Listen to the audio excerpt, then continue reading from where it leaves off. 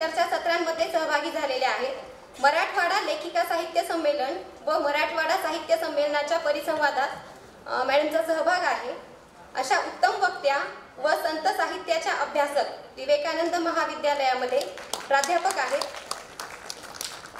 अशा मेघना गोरे मॅडम यांना मी विनंती करते की त्यांनी आपले विचार विषयाला अनुसरून 5 ते 6 मिनिटांमध्ये व्यक्त करावेत.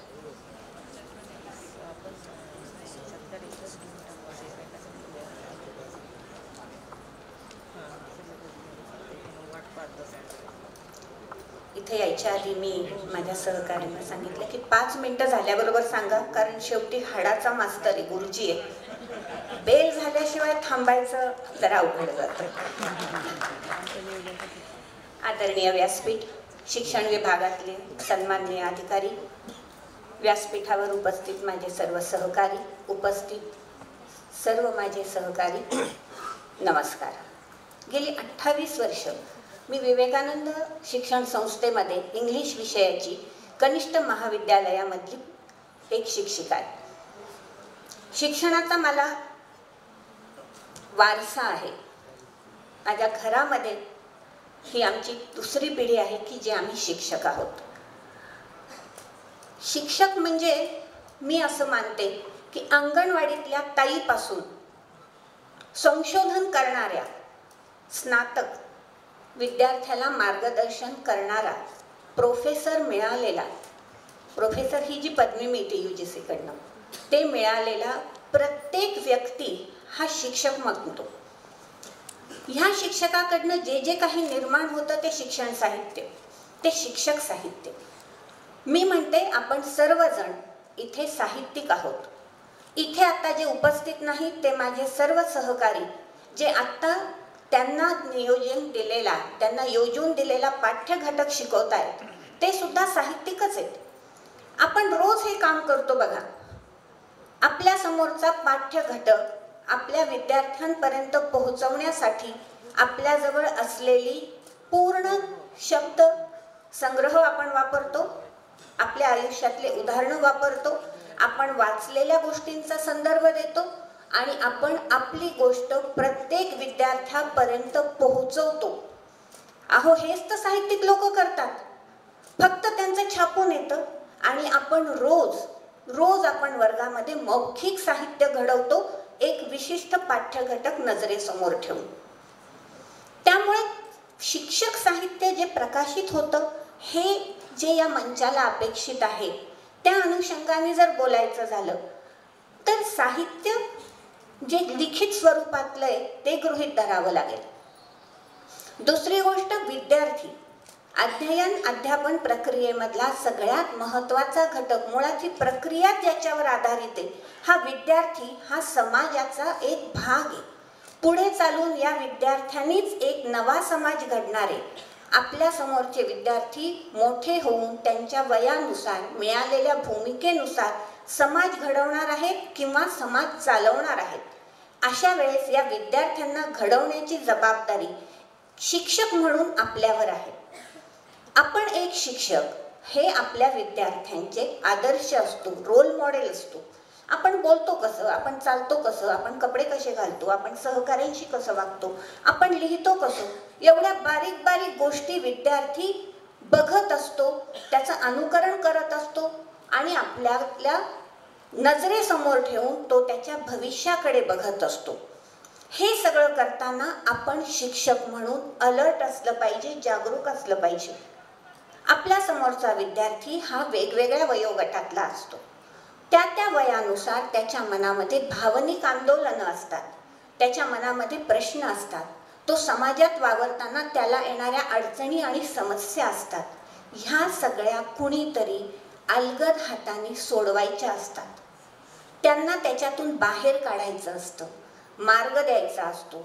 पाठीवर हात ठेवून लढ म्हणण्यासारखा त्याला शिक्षक अपेक्षित असतो. हा अगदी अंगणवाडीतल्या लहान मुलापासूनही असतो. अगदी आई खायला चाराणे देत नाही इथपासून प्रश्न असतात त्यांचे, आणि ते त्या वयोगटातल्या शिक्षकाला शिकवणाऱ्या त्याच्या मनाचे आंदोलनं, त्याचा मनाचा कल, त्याचा स्तर, हा सगळा स्तर म्हणते मी, सामाजिक आर्थिक सगळा, विचारात घेऊन शिक्षकाला त्याची हाताळणी करावी लागते आणि आपलं उद्दिष्ट प्राप्त करून घेण्यासाठी त्याच्यातून एक आदर्श नागरिक घडवावा लागतो. हे सगळं करताना जर शिक्षक हा साहित्यिक असेल तर त्याचा फायदा होतो. इथंच खरं तर परिसंवादामधलं मला सापडलेलं गमक आहे की जेव्हा एखादा शिक्षक साहित्यिक असतो, मुळात साहित्यिकांना माझ्या मैत्रिणी हसत हसत म्हणतात तुम्ही थोडे सायकिक लोक असतात, कारण जे कोणाला दिसत नाही ते आपल्याला दिसतं. भाषेमधला बदल आपल्याला कळतो, शब्दांची नेमकी फेक कशी असती ते आपल्याला कळतं. ह्या सगळ्याचा उपयोग आपल्याला आपल्या वर्गामध्ये, क्लासरूममध्ये आपल्या विद्यार्थ्यांशी वागताना होतो आणि हे एका साहित्यिकाला चांगलं जमतं. मनाची आंदोलनं समजणं, विद्यार्थ्यांच्या वयानुसार त्यांच्या मनात उमलणाऱ्या भावना, कारण मी सतत गेली 28 वर्ष कनिष्ठ महाविद्यालयात काम करते.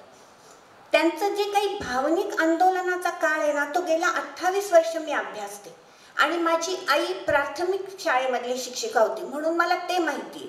माझ्या सासूबाई माध्यमिक हायस्कूलच्या शिक्षिका होत्या, मला ते माहिती आहे. माझे वडील विद्यापीठा स्तरावर होते, मला ते माहिती आहे. आम्ही जेव्हा गप्पा मारायला बसतो तेव्हा असं जाणवतं की आमच्या समोरच्या विद्यार्थ्यांचे आमचे प्रश्न वेगवेगळे आहेत. आपण एकाच घटकाशी काम करतो विद्यार्थी, पण त्यांच्या समस्या वेगळ्या आहेत. आणि नशिबाने माझ्या पूर्वजन्मीच्या संचितामुळे सगळे माझ्या घरात साहित्यिक असल्यामुळे आमचे त्या विद्यार्थ्यांकडे बघण्याची एक मनोभूमिका, त्यांच्याशी बोलण्याची आमची पद्धत वेगळी आहे. कॉलेजमध्ये काही प्रॉब्लेम आला तर माझे वरिष्ठ मला बोलवून घेतात, मॅडम जरा बघा, हो तुम्ही बोलून बघा. कारण साहित्यिक मी काही फार वेगळी नाही आहे, तुमच्यासारखीच आहे, पण साहित्यिक माणूस जास्त वाचतो.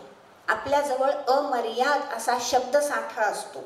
आपण 2 घटकांची योग्य सांगड घालू शकतो. आपण भविष्याचा वेध घेऊ शकतो. असं म्हणतात, जे न देखे रवी ते देखे कवी. कारण सूर्य कधी अंधार बघत नाही हो, पण साहित्यिक अंधार बघतो. त्या अंधारात दडलेलं काय आहे आणि तो अंधार संपल्यावर काय आहे हे एका साहित्यिकाला कळतं. हे आपण शिक्षक आहोत, आपण साहित्यिक आहोत, हे आपल्याला आपल्या विद्यार्थ्यांच्या बाबतीत कळतं. आपल्याला त्याचा मागोवा घेता येतो. मी एवढंच सांगेन की प्रत्येक शिक्षकाने आपण साहित्यिक होऊनच लिहिलं पाहिजे. ह्याचा फायदा विद्यार्थ्यांना होईलच, पण शासनाला होईल, समाजाला होईल, पालकांना होईल.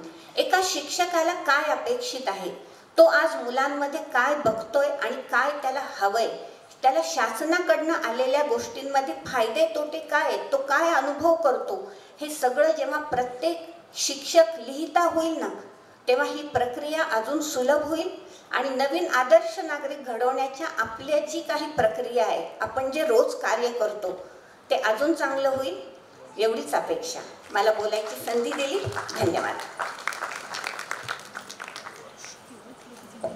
धन्यवाद मॅडम. असं म्हणतात समाज हा आपला सायलेंट ऑब्झर्वर असतो, पण मॅडमच्या बोलण्यामधून असं लक्षात आलं की विद्यार्थी हा शिक्षकांचा सायलेंट ऑब्झर्वर असतो. यानंतर श्री शेख शब्बीर सरांचा सत्कार श्री जयेश चौरे सर करतील अशी मी त्यांना विनंती करते.